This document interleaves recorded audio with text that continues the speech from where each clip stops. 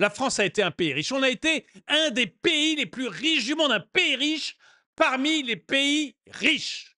Et puis est arrivé François Mitterrand, 1980, et le tournant réel de 1981. Et depuis, la France ne cesse de s'appauvrir, au point qu'aujourd'hui, on est complètement déclassé par les autres. Bonjour et bienvenue dans cette nouvelle vidéo de DME en direct. Vous, ça vous fait peut-être rien, mais moi, ça m'énerve. Mais un point que vous ne pouvez pas imaginer. Excusez-moi. Bonjour, bienvenue dans cette nouvelle vidéo de DME en direct. Comme toujours, si vous n'êtes pas abonné, je vous suggère de le faire et de cliquer sur la cloche pour être prévenu lorsque je sors une nouvelle vidéo. Et si vous voulez acheter quelque chose, vous devriez passer sur la boutique de la chaîne. Vous verrez, il y aura sûrement un truc qui vous plaît. C'est des articles que j'aime vraiment beaucoup. Le lien est dans la description ou chaîne YouTube, onglet boutique. Je vous en parle en fin de vidéo. Oui, je suis un peu énervé. Je suis un peu énervé parce que je viens de tomber sur un tweet qui montre à quel point la France est en train de s'effondrer. De s'effondrer, vous allez voir, mais c'est spectaculaire. Spectaculaire. Quand vous comparez la France à l'Allemagne, aux États-Unis, à la Suisse, etc., mais c'est spectaculaire. Et c'est lié à une chose, 1980. Et depuis, ça n'arrête pas de décrocher. Depuis, ça n'arrête pas de décrocher. C'est impressionnant. Il faut vraiment que je vous montre ça. Jusqu'en 1980, la France était un pays riche parmi les pays riches. Puis, les Français ont choisi de s'appauvrir en votant pour Mitterrand, qui leur promettait qu'ils pouvaient travailler moins longtemps, embaucher plein de fonctionnaires et instaurer des impôts marxistes. Et qu'avec ça, on allait devenir plus riche. Voilà, c'est un peu la promesse socialiste, ça. Et vous allez voir, vous savez, enfin voilà, vous connaissez ma position par rapport au socialisme, hein, le socialisme tue. Et je vais vous montrer le tweet qui m'a fait le plus réagir, parce que c'est celui-là. Le PIB par habitant en 1980 en dollars. 12 940 pour la France, 12 550 pour les États-Unis. Donc on est numéro 1. Hein. On est numéro 1 sur les 5, hein, parce qu'il y a plein de pays qui, vous voyez, on ne met pas, par exemple, il n'y a pas le Luxembourg, il n'y a pas la Suisse, il n'y a pas Singapour, mais c'est 5 pays qui ont été choisis par Restitutor Orientis et qui met, voilà, ces 5 pays, alors pas taille comparable parce qu'il y a les États-Unis, mais vous voyez qu'en Europe, on a pris la France, l'Allemagne qui est à 11 150, l'Angleterre à 10 730 et l'Italie à 8 531, c'est-à-dire des pays comparables à nous, européens comparables à nous, et les États-Unis. Donc en 1980, on est les meilleurs. On est les meilleurs en PIB par habitant. On est les meilleurs. Et puis en 2005, donc on a eu toutes les années Mitterrand, et derrière, on s'est tapé les années Chirac, qui était un glandeur de première et qui n'a jamais rien foutu. Bon, les années Chirac, les années Mitterrand passent, on vous fait croire que on peut partager travailler moins. Voilà, on peut travailler moins et gagner autant. On peut partir à la retraite plus tôt et que ça se passe bien pour les retraites. On peut remarquer ça marche bien. Il y a encore des gens pour vous dire vous allez pouvoir partir à la retraite à 60 ans. Pas quand ils sont au pouvoir. Hein. Quand ils sont au pouvoir ou quand ils sont proches d'aller au pouvoir, c'est terminé. Regardez le Rassemblement national. Si vous regardez à la présidentielle, voire même aux européennes, on partira à la retraite à 60 ans. À la présidentielle, on partira à la retraite à 60 ans. Aux législatives, entre les deux tours, parce qu'ils sentent qu'ils ont une petite chance d'être au pouvoir. Non mais, on va discuter, c'est plus compliqué que ça, va falloir qu'on regarde les comptes. Hop là, je peux vous... parce que c'est pas tenable, c'est pas tenable. Donc on vous fait croire ce genre de billevesée en 1980. Résultat, et quand il est au pouvoir, Chirac, comme d'habitude, ne fait pas grand-chose, sauf en 86-88. C'est le seul moment où il a fait quelque chose dans sa vie. Et il attribue d'ailleurs son échec de 88 à ça, et du coup, il ne fait plus jamais rien. Et enfin, pas dans sa vie, évidemment, mais dans sa vie d'homme politique de premier plan. Maire de Paris, il était très bien.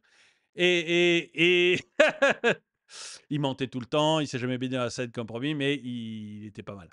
Mais, excusez-moi, je ne suis pas là pour parler de Chirac en particulier, mais une fois président, là, il n'a plus rien touché. Oh là, oh là là, oh là là, on va pas toucher au truc mitterrandien parce que sinon, on va se faire battre. Donc, voilà. Et donc, 2005, on arrive.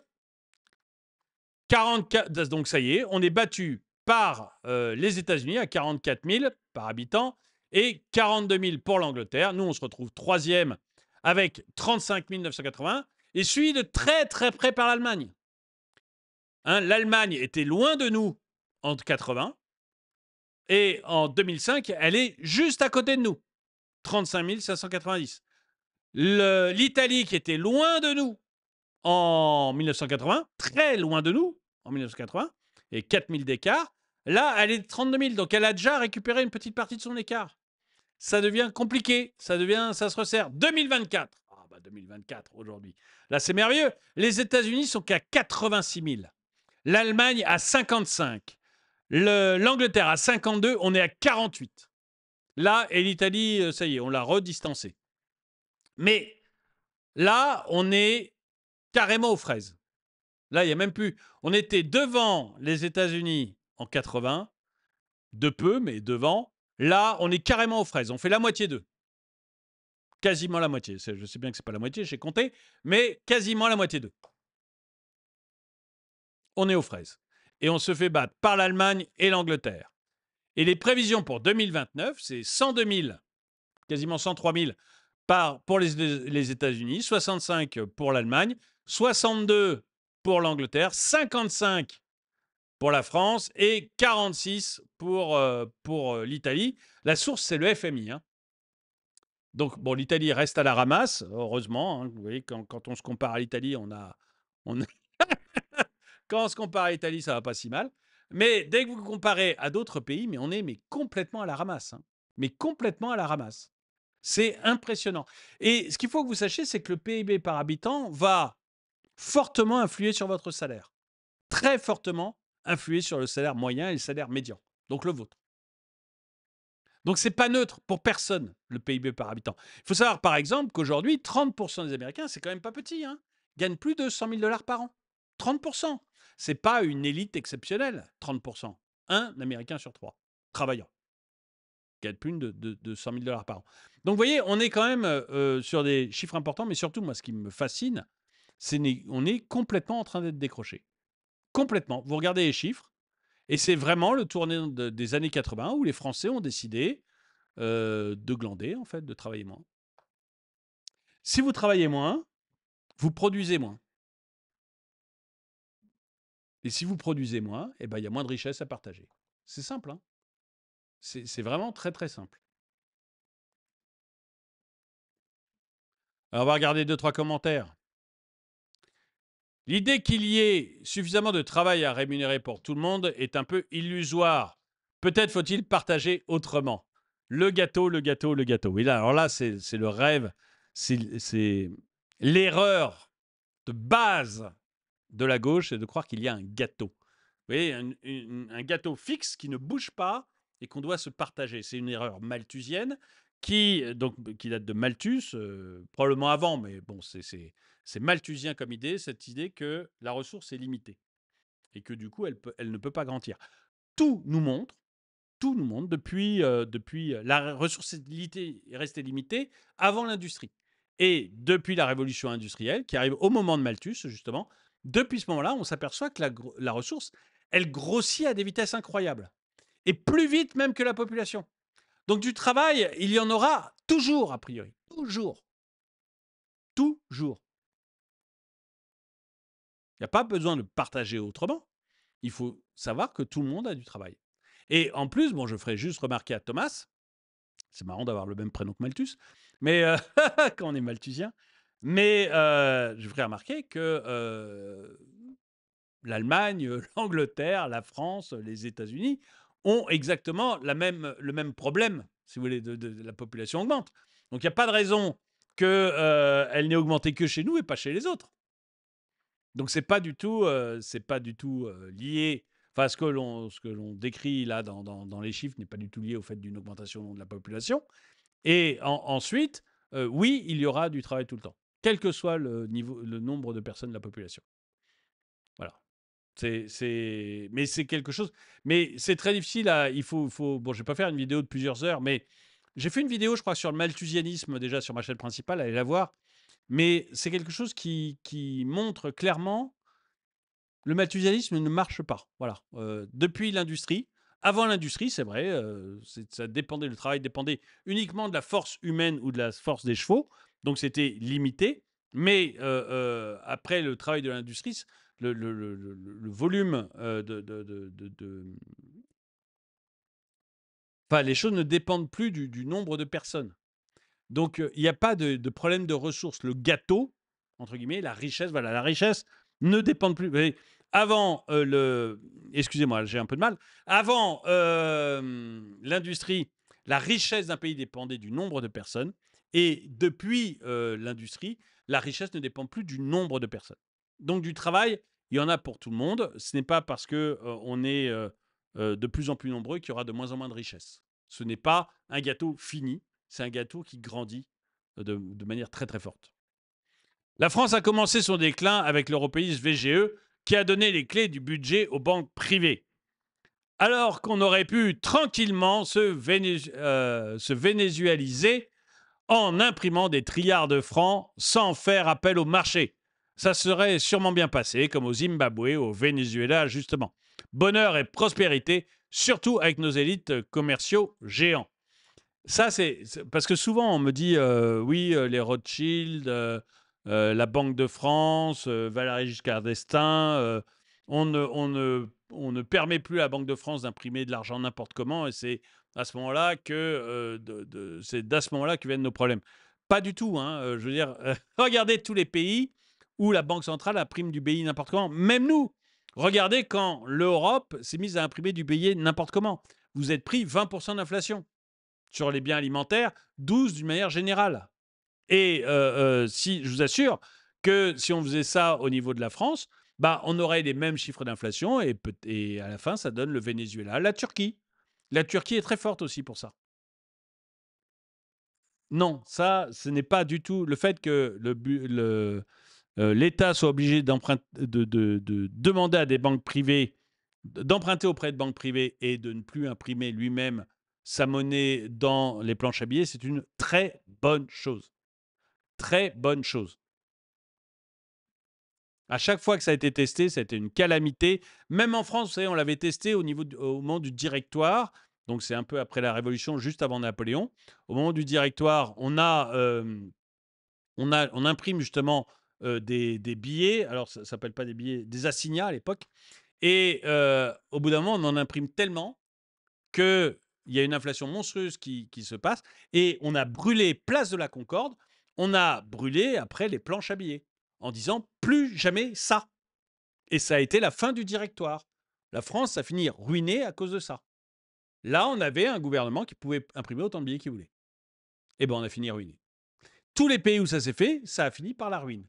Et s'il fallait encore un cas pour vous faire remarquer les choses, l'euro, on a fait des conneries avec l'euro. Résultat, on s'est retrouvé avec une inflation folle. Donc non, le fait que l'État soit obligé d'emprunter aux banques privées, c'est une bonne chose. Une très bonne chose. Et depuis Mitterrand, que des présidents communistes. Oui, pas un n'a annulé les conneries socialistes et pas un n'a réduit le périmètre de l'État. Ils l'ont même encore augmenté. Je suis en partie d'accord, évidemment, c'est pas Savien, pardon, nous dit ça en nous disant bah il y a bien eu des gouvernements de droite, regardez Chirac, regardez Sarkozy. Oui, mais des politiques de gauche. C'est-à-dire que je suis en partie d'accord avec ce que dit la Pravda libérale.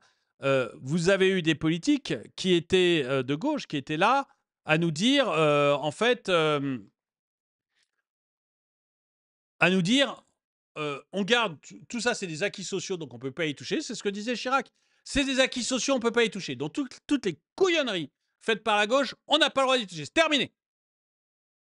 Interdit d'y toucher. Et la seule chose qu'on faisait, c'est baisser les impôts. On est de droite, on baisse les impôts. Si tu baisses les impôts, mais que tu baisses pas les dépenses, bah, fatalement, tu aggraves le déficit. Ça peut pas être autrement. Tu aggraves la dette, ça peut pas être autrement. Donc en fait, oui, on a eu sous Sarkozy, qui d'ailleurs a été merveilleux, il est arrivé président, il a eu qu'une obsession, c'était de recruter des ministres socialistes. Donc, je me souviens même de Devedjian qui avait dit Sarkozy est un bon président, il ouvre beaucoup le gouvernement, peut-être pourrait-il l'ouvrir à des sarkozystes. Et, et je crois qu'il l'avait mauvaise de ne pas être ministre. Mais je trouvais ça assez drôle. Et en fait, que ce soit Sarkozy ou Chirac, on n'a pas vraiment touché aux couillonneries socialistes. On est resté très en retrait parce que Chirac était sûr qu'il avait perdu 88 parce qu'il avait touché un tout petit peu aux couillonneries socialistes. Donc oui, malgré tout, les présidents de droite qu'on a eus n'ont pas été ça a été des présidents étatistes qui ont baissé les impôts, c'est tout. Mais ce n'étaient pas des présidents de droite. Et moi, je ne vois pas comment on va faire pour s'en sortir, parce que quand vous regardez... Excusez-moi, il faut que je boive un truc là. Parce que quand vous regardez l'ensemble du spectre, eh ben, politique actuel, vous avez des étatistes de droite, des étatistes de gauche. Les étatistes de droite sont peut-être un tout petit peu plus libéraux que les étatistes de gauche, et encore. Et tous ont un seul programme, augmenter vos impôts. Alors ils vous disent que non, oh là là, ils vous disent que non, mais je vous rappellerai juste qu'avant les élections, le parti présidentiel et les LR promettaient tous les deux qu'il y avait une ligne de rouge, c'était l'augmentation des impôts. Le parti présidentiel disait jamais on augmentera les impôts. Et les LR disaient on a une seule ligne rouge, c'est l'augmentation des impôts. Résultat, vous avez un gouvernement composé de LR et du parti présidentiel, et ils augmentent les impôts de 30 milliards. C'est un poème. C'est un poème. Et franchement, j'ai l'impression que nous, progressivement, on va voir les autres pays, peut-être pas l'Italie, puisque visiblement ils sont aussi mauvais que nous, mais on va voir les autres pays décrocher, s'enrichir de plus en plus. Et nous, on va rester comme des couillons, à ne pas réussir à s'en sortir. Dites-moi ce que vous en pensez dans les commentaires. Et donc, si vous voulez aller sur la boutique de la chaîne, j'ai des produits vraiment de très très bonne qualité. Il y a plus de 90 produits, plus de 6 logos différents. Allez jeter un coup d'œil, vous allez trouver quelque chose qui vous plaît. Le lien est dans la description et sinon, chaîne YouTube, onglet boutique. Merci d'avoir regardé la vidéo. Mettez-lui un pouce vers le haut, commentez-la, partagez-la. Merci à tous ceux qui soutiennent la chaîne. Et moi, je vous dis à très bientôt.